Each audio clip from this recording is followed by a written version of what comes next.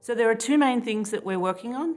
The first is helping people be secure where they are, because as we heard from some keynotes today, we can do a lot in the technology space, but if people aren't individually making choices that lead to security, it doesn't matter what we do in the tech space. It is a human problem. So the first thing is, how do we help people be secure and be able to do what they want to do at the same time? So that's the first thing.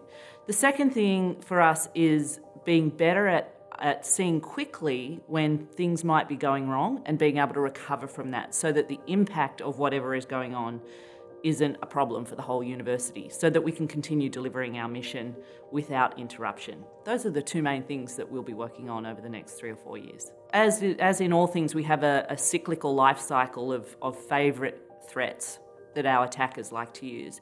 And I think the conversations that I've seen today, the presentations that I've seen, they've talked about how, we started with one thing maybe 20 years ago, and we've gone through this life cycle and maturity of security attacks, and now they're actually going back to what they started with, but in a slightly different way. And I think that's been an interesting thing for us to think about as we think about how do we defend from those and how do we respond to them when they happen. Historically, security teams have tried to educate people on what security teams think people need to know. People don't care. They just don't care. So what's really interesting to me about the platform is that we've now got a way for people to give input into what they want to know, and then we can help them be secure at that thing.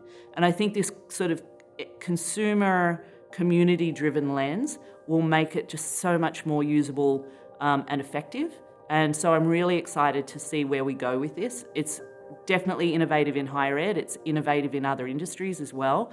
And so I know there are a lot of people in the security profession who are watching this to see how it works as well. This is a real game changer for us.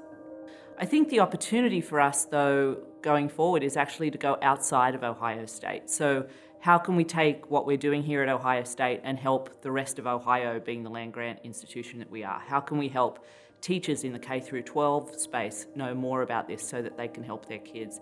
How can we help small business owners in the state of Ohio be more secure, because actually they're probably more at risk than some of the bigger companies? So I think there's a lot of things we can do to take this from inside Ohio State and take it outside Ohio State, and I'd love to be able to find a way to do that.